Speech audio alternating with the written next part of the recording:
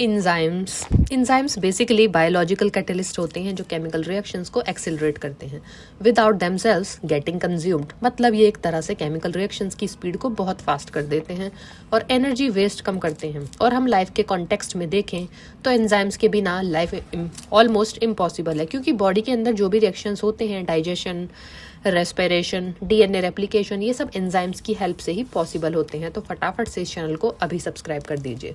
सबसे पहले एंजाइम का स्ट्रक्चर समझना इंपॉर्टेंट है। एंजाइम एक प्रोटीन मॉलिक्यूल होता है जिसमें एक एक्टिव साइट होता है। ये एक्टिव साइट एक स्पेसिफिक शेप का होता है जहां सबस्ट्रेट बाइंड करता है। सबस्ट्रेट वो मॉलिक्यूल है जिसके साथ एंजाइम रिएक्शन करता है। मतलब सबस्ट्रेट सिर्फ उसी एंजाइम में फिट होगा जिसका एक्टिव साइट उसके शेप के लिए स्पेसिफिक है। लेकिन मॉडर्न अंडरस्टैंडिंग में हम इसे इंड्यूस्ड फिट मॉडल के थ्रू भी समझते हैं, जहां एंजाइम थोड़ा शेप चेंज करता है जब सबस्ट्रेट बाइंड करता है ताकि रिएक्शन और एफिशिएंट हो जाए।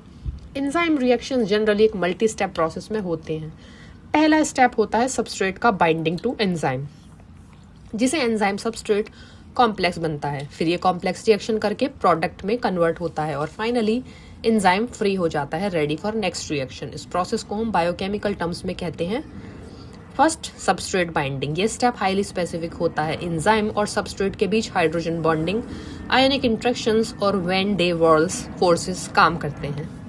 ट्रांजिशन स्टेट फॉर्मेशन, जब सबस्ट्रेट एंजाइम के एक्टिव साइट में बाइंड होता है तो मॉलिक्यूल एक हाई एनर्जी अनस्टेबल स्टेट में चला जाता है, जिसे ट्रांजिशन स्टेट कहते हैं। एंजाइम का काम है इस ट्रांजिशन स्टेट को स्टेबलाइज करना ताकि एक्टिवेशन एनर्जी कम हो जाए।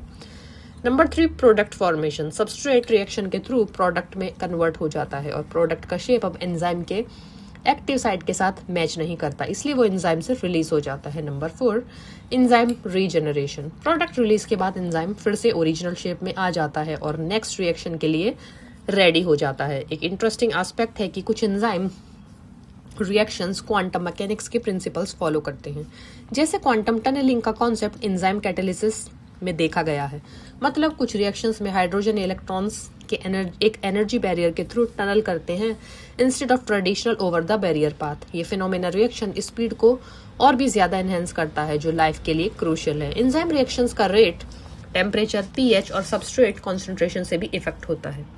हर एंजाइम का एक ऑप्टिमम टेम्परेचर और पीएच होता है जहां वो मैक्सिमम एफिशिएंसी के साथ काम करता है।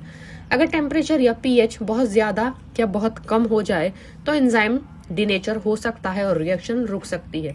फाइनली एंजाइम इनहिबिटर्स भी एक इंपॉर्टेंट कॉन्सेप्ट है। इनहिबिटर्स वो मॉलिक्यूल्स होते हैं जो एंजाइम के एक्टिव साइट को ब्लॉक कर देते हैं या एंजाइम की एक्टिविटी को स्लो कर देते हैं। ये रिवर्सिबल और इरिवर्सिबल हो सकते हैं। मेडिसिन में इनहिबिटर्स का यूज डिसीजेस ट्रीट करने के लिए होता है, जैसे कि ACE inhibitors blood pressure control करते हैं और प्रोटीज इनहिबिटर्स एचआईवी ट्रीटमेंट में यूज होते हैं। In conclusion, enzyme reactions life के हर एस्पेक्ट में क्रिटिकल रोल प्ले करते हैं। ये not only speed of reaction को एनहेंस करते हैं बट एनर्जी एफिशिएंसी मेंटेन करते हैं और कॉम्प्लेक्स बायोकेमिकल नेटवर्क्स को ऑर्गेनाइज करते हैं। मॉडर्न रिसर्च में एंजाइम्स के क्वांटम इफेक्ट्स और इंजीनियरिंग पोटेंशियल को भी एक्सप्लोर किया जा रहा है, जिससे आर्टिफिशियल एंजाइम्स और इंडस्ट्रियल एप्लीकेशंस में नई अपॉर्चुनिटीज और पॉसिबिलिटीज खुल रही हैं। और हम एंजाइम्स के बिना लाइफ के बारे में सोचे तो हमारी बॉडी के अंदर का केमिकल नेटवर्क ऑलमोस्ट डेड हो जाएगा। इसलिए एंजाइम्स को समझना और उनके रिएक्शन मैकेनिज्म को स्टडी करना बायोलॉजी और मेडिसिन दोनों में बहुत ज्यादा इंपॉर्टेंट है।